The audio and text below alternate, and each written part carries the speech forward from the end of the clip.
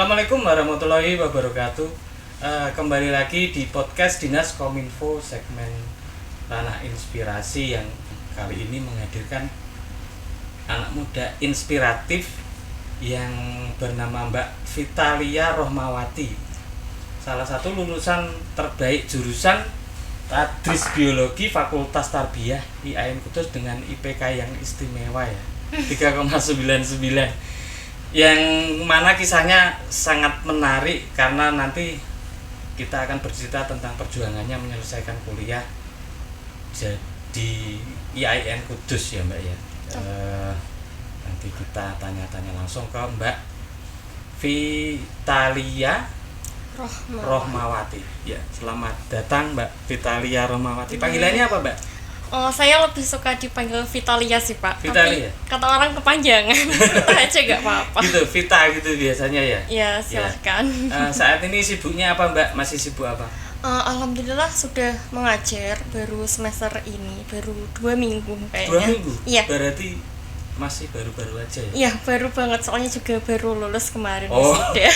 Ngajar di mana Mbak? Kebetulan saat ini mengajar di SMA 1 Mejobo sebagai guru tamu. Gini, jadi IPK-nya kebetulan saya juga kuliah ya Mbak ya. Memang untuk saat ini masih kuliah.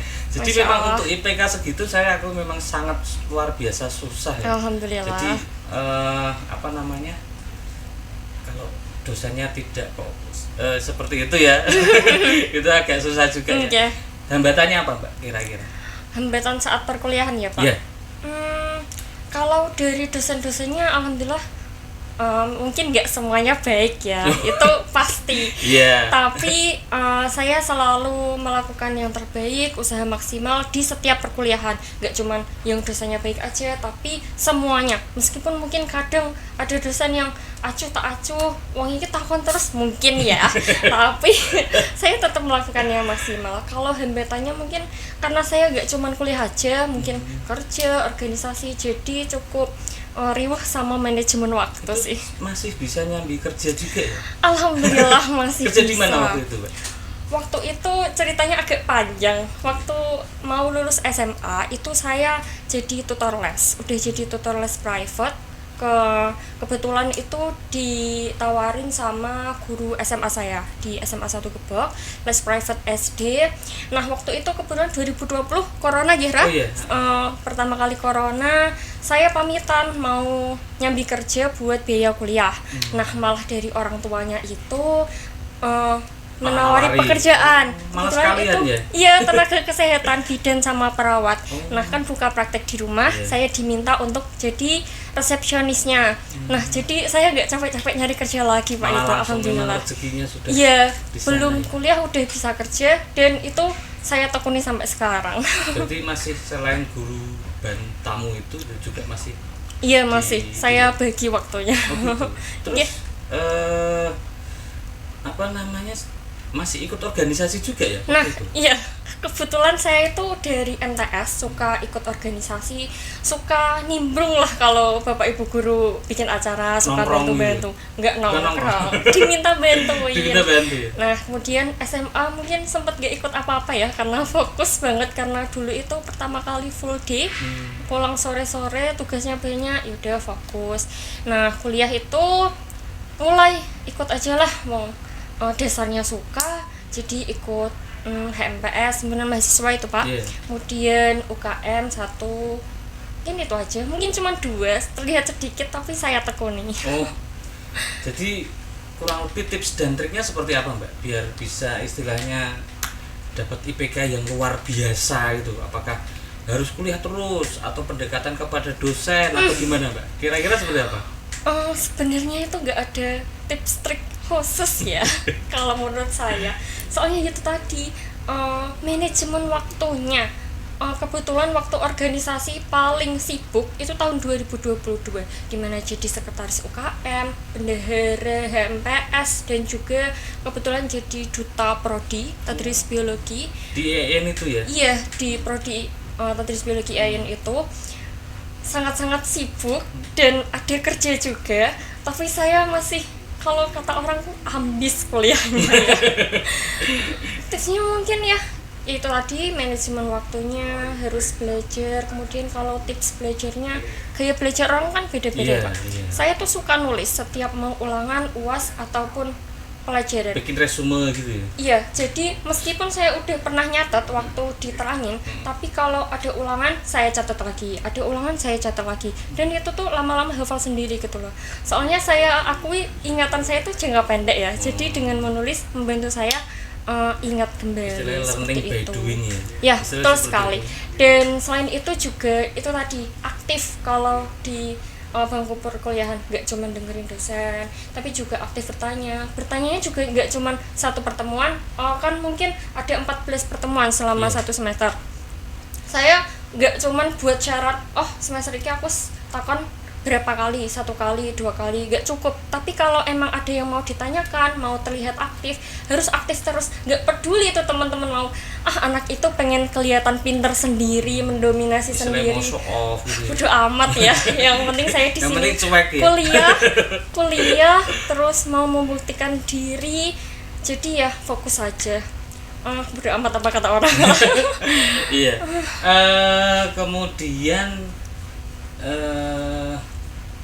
saya dengar itu ya Mbak Vitalia itu waktu mau lanjut ke perguruan tinggi ada kesulitan ya. Itu seperti apa Mbak kesulitannya? Ya ada kendala tapi nggak sulit-sulit banget. Alhamdulillah dipermudah sama Allah ya. Sebenarnya saya malah dulunya tuh waktu MTes nggak ada itu pandangan mau kuliah karena ya itu tadi dari background keluarga bukan dari orang yang mungkin berpendidikan, orang yang mampu. Tapi waktu SMA-nya kebetulan saya dari MTS swasta ke SMA. Nah itu kebetulan ditempatkan di kelas favorit ya Pak, dimana teman-temannya itu ya mungkin anak-anak favorit semua. Jadi mindsetnya itu berpengaruh sekali.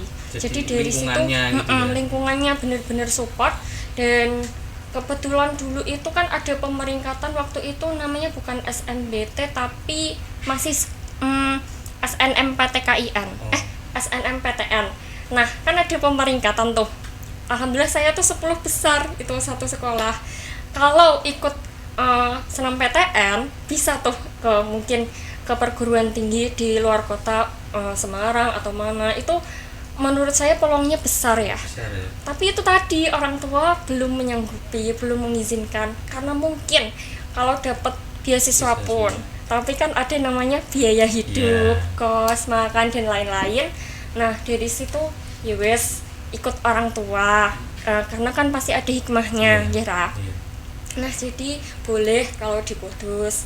Nah diputusnya jauh gitu ya. Iya, diputuskan juga ada biologi gitu ya. Jadi saya ambil di IAIN Kudus di jurusan Tadris Biologi, dan kebetulan juga waktu itu tuh sistemnya masih kalau udah keterima nanti kan registrasi itu bisa langsung pengajuan UKT terendah. Nah waktu angkatan saya itu, kalau sekarang kayaknya udah beda lagi sistemnya ya. UKT 1 400.000 dan bukan GR atau kepedean, tapi saya yakin deh itu dapat ya, bismillah dapat, dan alhamdulillah dapat beneran. Jadi pas dapat tuh gak begitu kaget karena udah pasti dapat. Bener, alhamdulillah itu juga doa orang tua pastinya. Itu juga dapat beasiswa ya pas itu? Kebetulan dulu itu kalau udah dapat satu beasiswa itu tuh nggak ini loh Pak, nggak boleh ikut beasiswa yang lain. Saya kira kalau UKT 1 kan termasuk beasiswa, ternyata enggak, harusnya masih bisa ikut beasiswa yang lain. Tapi menurut orang tua lah itu juga udah cukup sangat membantu, jadi nggak perlu, nggak apa gitu. Jadi kalau beasiswa berarti tidak pakai beasiswa sama sekali? Enggak, jadi saya keringanannya itu selama perkuliahan UKT 1 sampai semester 8 itu 400.000 terus. Jadi tidak ada kenaikan atau nggak ada kenaikan. Jadi dari awal sampai lulus itu 400.000. Betul, dan nggak ada kayak bayar apa, paling beli buku gitu-gitu. Ya itu wajar lah ya kalau sebagai pelajar mahasiswa gitu ya. Kalau buku itu kan kebutuhan ya istilahnya. Kalau di kayaknya saya pernah baca juga tentang Mbak Vita ini jadi asisten dosen ya. Kalau di zaman saya dulu itu asisten dosen kan ada salarinya ya, gaji maksudnya. Oh, iya. Ya. Kalau dulu mungkin hanya sekitar 1 bulannya berapa ya? Lupa lah gitu, Mbak. Kalau sekarang berapa, Mbak? Kalau di Mungkin gini ya Pak, disclaimer dulu. Jangan disamaratakan antara dosen satu dengan dosen yang lain. Oh, berarti itu dari dosennya sendiri? Dari dosen yang sendiri. ngasih gitu ya. Betulan. Jadi misalkan ada nanti yang nonton kita ini, kalau biasanya kan asisten dosen itu kan yang disayang sama dosen secara akademis ya. Seperti itu ya. Jadi mungkin aku mau nanti jadi asisten dosen biar bisa buat uang jajan tambahan gitu. Tapi dulu saya nggak tahu Pak kalau digaji. Oh gitu? Iya, dan setahu saya kakak tingkat saya tuh nggak ada yang digaji gitu. Dan kebetulan saya boleh sebutnya ya, saya sayang sekali nih sama dosen saya, namanya Bu Okta. Nah, Bu Okta ini dia tuh baik banget Pak beliau. Saya dulu tuh dimintai cari yang mau jadi asisten bioteknologi kayaknya pertama sama genetika. Nah itu saya diminta nih, Mbak, kosong nggak cariin yang mau jadi asisten dosen. Disuruh nyariin ya Pak, bukan harus saya yang ikut. Tapi kan saya yang namanya pengen pengalaman ya aku harus ikut gitu.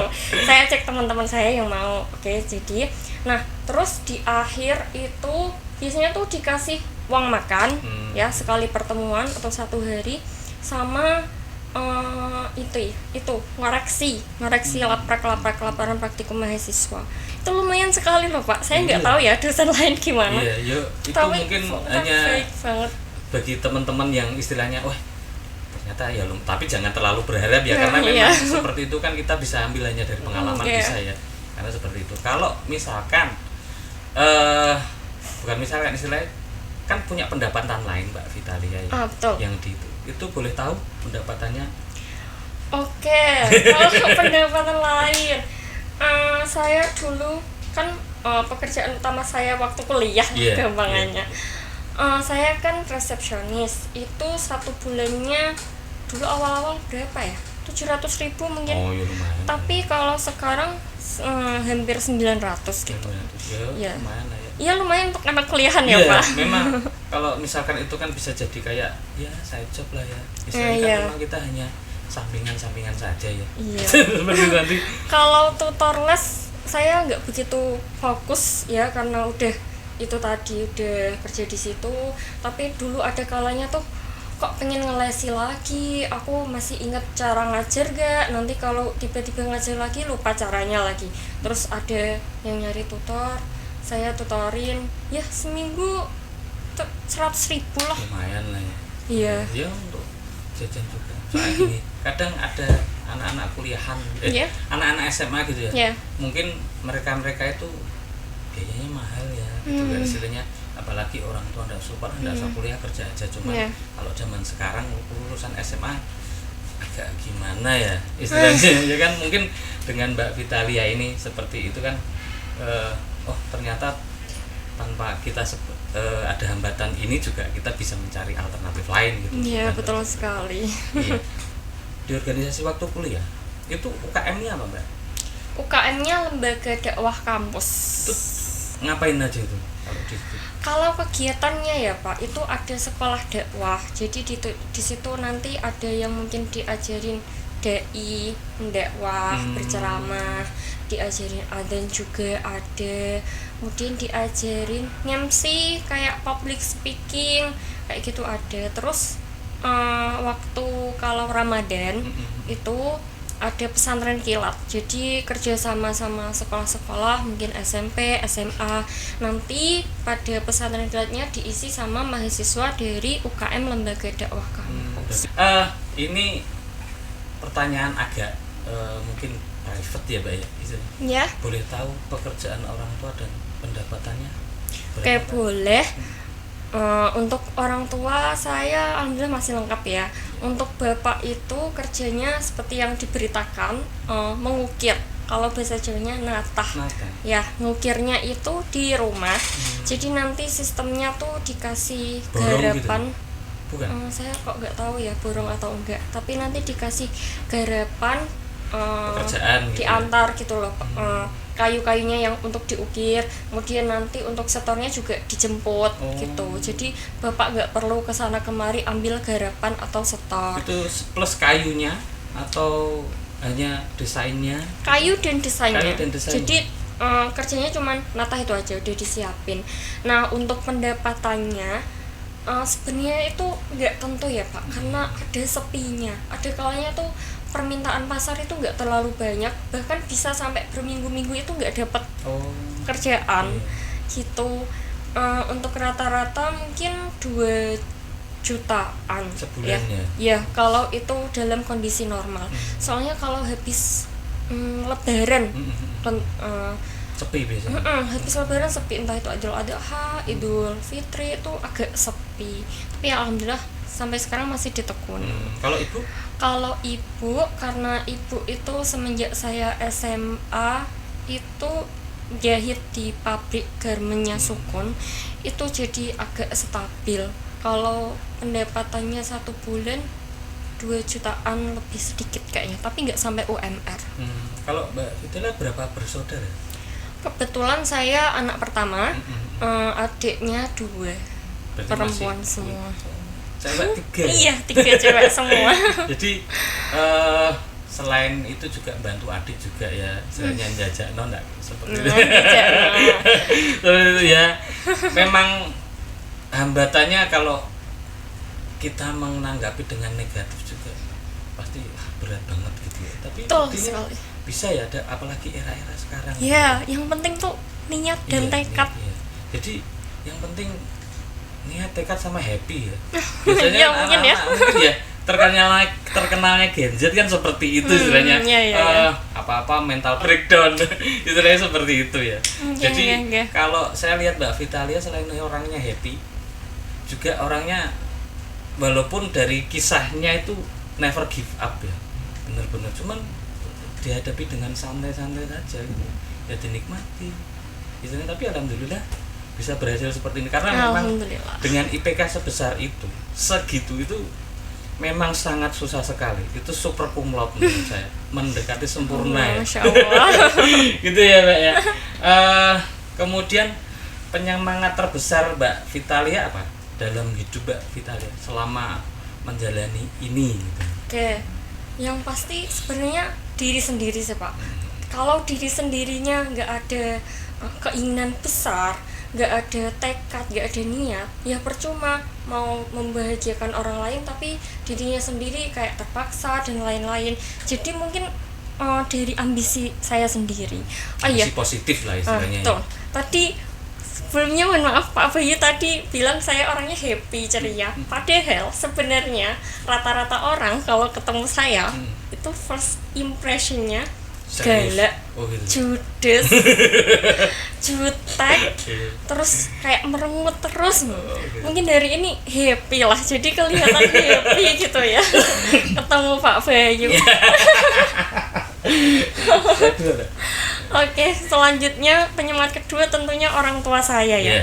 Saya tuh meskipun nggak pernah bilang saya sayang sama ibu sama bapak, tapi kan namanya anak pasti sayang dan hormat sama orang tuanya. Anak-anak sekarang kan gengsi gitu ya Pak bilang.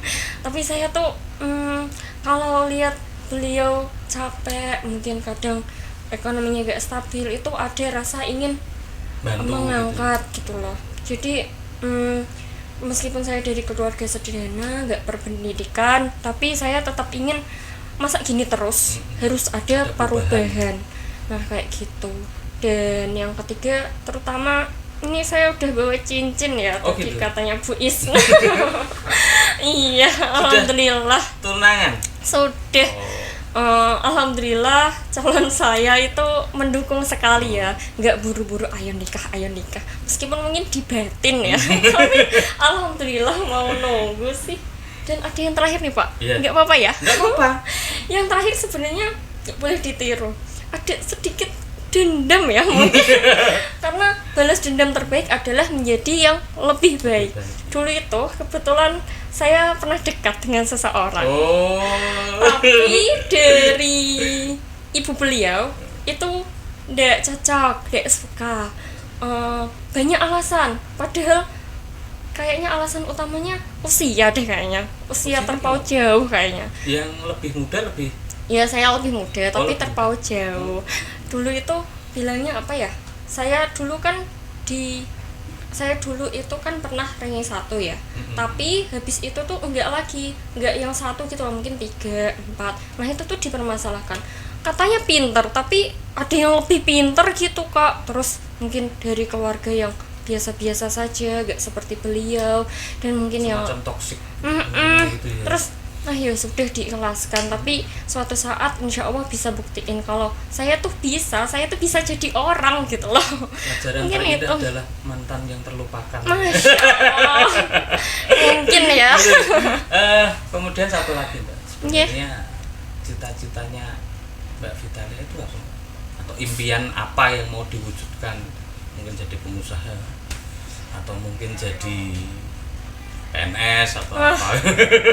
Nah itu sebenarnya gini, di Facebook di Beta News itu kan diupload juga. Iya. Komen-komenannya lulus jadi guru honorer ya. Sekarang formasi PNS susah, sekarang adanya P3K harus PPG dulu. Terus apa banyak, nggak usah jadi guru les privat aja lebih menjanjikan dan gitu. lain-lain. Tapi tetap entah kenapa saya tetap pengen jadi guru. Karena guru itu orang yang sangat dimuliakan, dipandang baik, diteladani, dihormati. Saya sangat mengidamkan sosok seorang guru gitu loh, Pak. Dan entah nanti jalannya mau PNS kah, honorer, PPG, Yang penting jadi guru. yang ya? penting jadi guru. Saya tekuni, saya teladani, entah nanti gajinya berapapun, rezeki itu Iya. bisa berasal dari manapun. Dan tentunya dengan cita-cita saya itu berharapannya kedua orang tua saya juga bisa diangkat derajatnya, lebih dihormati orang lain lagi lah, dan lebih bahagia tentunya. Karena memang kebahagiaan tidak selalu, walaupun kita membutuhkan Iya. materi ya, cuman kepuasan kebahagiaan itu kadang ada passionnya sendiri ya. Betul sekali. Ngajari anak-anak sekolah itu juga Iya. termasuk sebuah kebahagiaan. Iya, lihat mereka itu mendapatkan ilmu yang mereka belum tahu, Kak. Oh gitu, itu udah seneng Iya. banget. Wah, mereka tahu dari saya kayak gitu. Walaupun dari satu sisi mungkin guru muridnya beling ya itu hanya salah satu kendala saja sih Iya, ya. mungkin Iya. kepuasan tersendiri ketika bisa marahin anak-anaknya nakal ya. Kamu tuh jangan nakal. Gitu. Kan sekarang udah ngajar nih Mbak, pengalamannya mengajar gimana? Setelah kan 2 minggu nih, Iya. 2 minggu mengajar. Mungkin ya, kalau pengalaman bagusnya ya seperti tadi ya positifnya, tapi pengalaman yang kurang bagusnya ada enggak untuk saat ini ya? Untuk saat ini apa ya, masih menyenangkan saja. Cuman mungkin saya kan masih muda ya Pak. Jadi jarak antara saya dengan murid-murid saya itu terbilang dekat. Deket ya. Mungkin kadang itu dikira bukan bu guru, manggilnya mbak. Terus waktu masuk kelas, bu guru. Tapi juga kadang masih digoda-godain. Saya mau marahin ya, saya shouting sendiri padahal. Mungkin itu. Kemudian apalagi ya, karena masih baru. Sisi positifnya malah ada kedekatan emosional. Nah, karena iya ada terpaut sih. jauh kayak Iya. kakak adik gitu. Jadi ya. mereka nggak sungkan gitu loh kalau Iya, mau iya. ngapa gitu. Terus apalagi ya, saya gini kan nggak semua kelas mungkin aktif bisa ngomong. Saya kan sukanya bedai, nebai, mereka bisa apa enggak. Ada yang pasif. Saya tuh masih cari cara gimana sih mereka mau ngomong, mau aktif, karena di kurikulum Merdeka kan siswa dituntut untuk lebih aktif gitu. Masih nyari gimana sih caranya gitu. Mungkin kendalanya itu sih, saya masih kesulitan bikin mereka buat aktif. Ya memang mungkin belum ada ya istilahnya, karena mungkin dari pembelajaran dulu katanya Iya. hanya kita mendengar, duduk, diam, pulang. Betul, Memang belum betul. mungkin Mbak Vitalia bisa bikin sebuah inovasi dalam pengajaran ya. Iya. Jadi ini loh namanya interaktif gitu kan istilahnya.